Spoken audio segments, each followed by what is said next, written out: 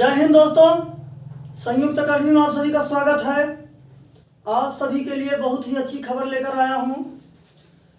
UP police के संबंध में जो भी अपडेट है और ओटीआर का क्या सिस्टम है, इन सभी चीज़ों के बारे में समझेंगे। मित्रों, यूपी पुलिस या जो राज्य स्तर की भर्तियां होने वाली है उन सभी के लिए ओटीआर सिस्टम लागू किया गया है। तो आज हम लोगों का इस सेशन में मुद्दा रहने वाला है ओटीआर। ये जो उत्तर प्रदेश पुलिस की भर्ती होने वाली है इस पर क्या प्रभाव पड़ेगा। ओटीआर का जो यूपीएससी की भर्तियां हो रही हैं, यूपीपीसीएस, उसमें ओटीआर का क्या मामला है। रेलवे, एसएससी, बैंकिंग, इन सब चीज़ों में सीईटी का क्या मामला है। इन सभी चीज़ों पर पूरा अच्छे से चर्चा करेंगे और समझ लेंगे पूरी तरीके से ये चीज़ें क्या हैं, इनका बेनिफिट क्या है, इसको हमें करना चाहिए कि नहीं करना चाहिए। तो हम लोग सब कुछ पूरा बात करेंगे और ये भी बताने वाला हूँ इसको लेकर हम लोगों की प्लानिंग क्या है, तो सब कुछ पूरा समझेंगे। तो चलिए मित्रों, हम लोग बिना देरी किए चलते हैं सीधे मुद्दे पर। आज हम लोग बात करेंगे ओटीआर पर वन टाइम रजिस्ट्रेशन। तो मित्रों, जो भी अभी उत्तर प्रदेश पुलिस की भर्ती होगी उसके लिए ओटीआर करवाना होगा, मतलब कि वन टाइम रजिस्ट्रेशन करवाना होगा। ये अभी हाल ही में भर्ती बोर्ड ने इसके लिए जो भी कंपनी टेंडर लेगी, टेंडर की घोषणा कर दिया गया। कहने का मतलब ये, जो कंपनी ओटीआर कराएगी उसके लिए टेंडर की घोषणा कर दिया गया है। कौन सी कंपनी अब इसका टेंडर लेती है और ओटीआर करवाना, फॉर्म निकालेगी, आपको रजिस्ट्रेशन करवाना होगा। तो मित्रों, इसका मतलब यही है वन टाइम रजिस्ट्रेशन। अगर आप एक बार ओटीआर रजिस्ट्रेशन नंबर ले लेते हैं तो फिर आपको जो भी मतलब इसके अंतर्गत भर्तियां आएंगी आप लोग आसानी से फॉर्म फिलअप कर सकते हैं। देखिए, ये चीज़ जरूरी होगा करवाना। अगर आप ये ओटीआर नहीं करेंगे तो आप पहली बात तो फॉर्म नहीं डाल पाएंगे। अब चलिए मित्रों, हम लोग ओटीआर के बारे में अच्छे समझते हैं। जैसे यूपी पुलिस हो गया, यूपीएसआई हो गया, यूपीपी जो ड्राइवर की वैकेंसी वो हो गया, रेडियो ऑपरेटर हो गया। तो कहने का मतलब जो राज्य स्तर की, इसके तहत मैं बता रहा हूँ, जो यूपीपी के संबंध में भी टेंडर जारी किया गया है, मैं उसके ओटीआर की बात कर रहा हूँ। और यूपीएससी का जो ओटीआर है उसका सिस्टम अलग है, अभी हम लोग उस पर बाद में चर्चा करेंगे। पहले आप ये समझ लीजिए ओटीआर का मतलब होता क्या है। तो देखिए मित्रों, ओटीआर अगर आप कर लेते हैं, मतलब आप ओटीआर फॉर्म ऑनलाइन कराएंगे तो आपको एक रजिस्ट्रेशन नंबर मिल जाएगा। एक रजिस्ट्रेशन नंबर मिलने से, जैसे आपने यूपी पुलिस का फॉर्म भरा, यूपीएसआई का फॉर्म भरा, किसी का भी फॉर्म भरने आप जाएंगे दुकान पर, यही जो आपको OTR one time registration number मिला है वही आप रजिस्ट्रेशन नंबर डालेंगे तो आपका जितनी बेसिक इंफॉर्मेशन है सभी का सभी वो उसमें तुरंत आ जाएगा। कहने का मतलब आप किस ओटीआर करने से आपका जितना डाटा है वो डिजी लॉकर के रूप में सेव रहेगा। आप जैसे यूपीपी, यूपीएसआई, यूपी ड्राइवर, मतलब किसी भी भर्ती को आप भरने जाएंगे तो यही आपका ओटीआर डाल दिया जाएगा। आपकी सारी इंफॉर्मेशन पहले से सबमिट होके आ जाएगी, आपको कुछ भी करना नहीं होगा। बस उसके बाद अतिरिक्त जो एक दो तीन इंफॉर्मेशन मांग रहा है वही आप कंप्लीट कर देंगे, आपका फॉर्म पूरी तरीके से सबमिट हो जाएगा। जैसे आपने यूपीपी का डाल दिया, आपका यूपीपी का फॉर्म सबमिट हो गया, आपने यूपीएसआई का डाल दिया। इसी के तहत एक ही रजिस्ट्रेशन पर इसके अंतर्गत जितनी भर्तियां होंगी उन सभी को डाला जाएगा। जब कभी भी आप अपना ओटीआर नंबर डाल के लॉगिन करेंगे तो यहाँ पर यूपीपी का मैटर शो करेगा। यहाँ पर जो भी फॉर्म आप डाले रहेंगे सबका पूरा स्टेटस शो करेगा। जैसे यूपीपी का आपने रिटर्न दे दिया है तो रिटर्न में क्या रिस्पॉन्स है वो दे देगा आपका। रनिंग अगर आपका हो गया, डीवी हो गया, पीएसटी, जहाँ तक जिस फॉर्म का जो भी स्थिति रहेगी आप अपना ओटीआर डाल के उस स्थिति के बारे में तुरंत का तुरंत पता कर सकते हैं। कहने का मतलब ये ओटीआर कर लेने से चीज़ें बहुत ही आसान हो जाएंगी। आपको ज़्यादा मेहनत करने की ज़रूरत नहीं पड़ेगी, इधर उधर ज़्यादा भागने की ज़रूरत पड़ेगी। कहने का मतलब OTR का मतलब है वन टाइम रजिस्ट्रेशन है। आप इसको कर लेंगे तो आपकी सारी डिटेल डिजी लॉकर के रूप में सेव हो जाएगी। आप जब भी चाहेंगे इसके अंतर्गत जो भी फॉर्म आएंगे तुरंत का तुरंत 10 मिनट में अप्लाई कर सकते हैं। इसका यही मतलब है, और कुछ इसका विशेष कोई मतलब नहीं है। ये कोई जॉब के लिए फॉर्म नहीं निकला है, ये सुविधा के लिए निकाला गया है। और इसको जो भी लोग इच्छुक हैं इसको जरूर करवा लीजिएगा। अभी सिर्फ और सिर्फ टेंडर जारी किया गया है। तो मित्रों अभी मैं जो भी इसका मतलब आयोग की तरफ से नोटिफिकेशन आया है पूरा नोटिफिकेशन दिखाने वाला हूं। अगर आप OTR का मतलब समझ गए हैं तो चलिए हम लोग देख लेते हैं यूपी पीसीएस में OTR का क्या। अभी प्रेजेंट टाइम में यूपी पीसीएस का OTR का रजिस्ट्रेशन हो रहा है।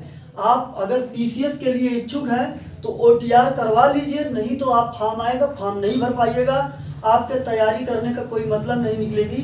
तो OTR करना जरूरी है। यूपीएससी के लिए आईएएस पोस्ट के लिए इसके पहले OTR भरवाया जा चुका। ऐसा नहीं है कि ये बार बार आता रहेगा। इसकी योग्यता 2 वर्ष के लिए बोला गया है, और यहाँ पर इसकी एलिजिबिलिटी के लिए 3 वर्ष के लिए बोला गया है। तो कुछ टाइमिंग पर OTR होता रहेगा, क्योंकि जो नए स्टूडेंट आएंगे वो क्या करेंगे, तो ये टाइमिंग पर ये चीज़ें होते रहेगी, लेकिन कंटिन्यू नहीं चलता रहेगा। आपका जब मन करे तब आप OTR करवाइए, ऐसा नहीं। यूपीएससी के अंतर्गत OTR हो चुका है, और यूपीएससी का हो चुका है, यूपी पीसीएस का हो रहा है। उत्तर प्रदेश पुलिस के संबंध में OTR का टेंडर जारी कर दिया गया। देखिए अब आगे का कब होता है। अब हम लोग मित्रों बात कर लेते हैं रेलवे। ये सबसे इम्पोर्टेंट मुद्दा है। अभी इसकी चर्चा मित्रों, रेलवे की चर्चा 2015 से स्टार्ट हुई, 2015 में, लेकिन कुछ ना हो सका। 2019 में कुछ ना हो सका। अब चलिए हम लोग देख लेते हैं 2023-24 में ये लोग क्या तमाशा करने वाले हैं, क्या करते हैं, इसके बारे में देख लेते हैं। तो मित्रों 2015-19 से कुछ भी नहीं हुआ। 2023-24 में ये लोग कह रहे हैं CET लाया जाएगा। CET कॉमन एलिजिबिलिटी टेस्ट सभी के लिए, इसके अंतर्गत CET लाया जाएगा। रेलवे के जितने पोस्ट हैं ग्रुप A, B और C पोस्टों के लिए CET लागू किया जाएगा। CET का मतलब कॉमन एलिजिबिलिटी टेस्ट, जो ग्रुप D का पोस्ट होता था रेलवे से परमानेंट के लिए हटा दिया गया है। अब कभी भी कोई भी ग्रुप D का पोस्ट बचा ही नहीं है। बीजेपी सरकार ने 2021-22 में मिलाकर 22-23 में ग्रुप D के पोस्ट को पूरी तरह से समाप्त कर दिया है। अब ये ग्रुप B, C और ये क्लास के पोस्ट हैं। इसके लिए आपको CET करना होगा, कॉमन एलिजिबिलिटी टेस्ट लेना होगा। इसको NRA कराएगी, नेशनल रिक्रूटमेंट एजेंसी, ये करवाएगी। और इसकी एलिजिबिलिटी 2 वर्ष फिक्स किया गया है। हालांकि अभी हो नहीं रहा है। देखिए जब भी सूचना ये दे दे कि CET करवा लीजिए, लेकिन ध्यान रखिए मित्रों, CET होने पर जितनी परीक्षाएं हैं रेलवे की सब प्री में होंगी और मेंस भी लिया जाएगा। सभी का प्री और मेंस लिया जाएगा। अभी हम लोग इसके सिलेबस की बात करते हैं, सिलेबस पर क्या प्रभाव पड़ने वाला है CET को लेकर प्री और मेंस के हो जाने से।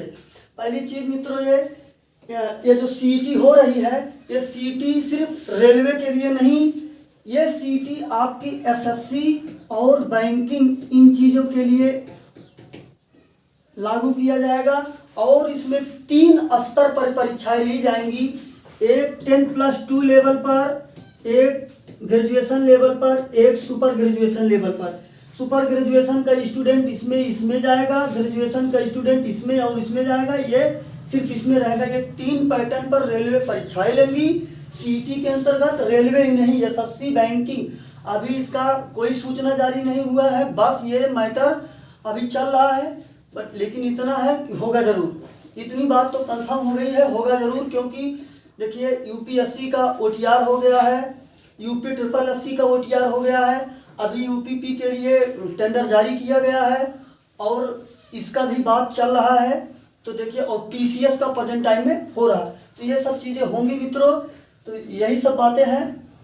सीईटी सब लोगों को करना होगा। अब हम बात करेंगे इसके सिलेबस की। क्यों? क्योंकि मित्रों एसएससी का सिलेबस अलग तरीके का है, रेलवे का सिलेबस अलग तरीके का है। लेकिन अब देखिए जब नई नोटिफिकेशन आएगा सीईटी होने के बाद उसमें क्या सिलेबस डिसाइड किया जाएगा उसके हिसाब से। लेकिन जहाँ तक मुझे लगता है जैसा जो पोस्ट होगा उसी के हिसाब से सिलेबस दिया जाना चाहिए। जैसे तो मैथ देखिए रेलवे में, एसएससी में, बैंकिंग में, इन सभी में मैथ तो जरूर रहने वाला है।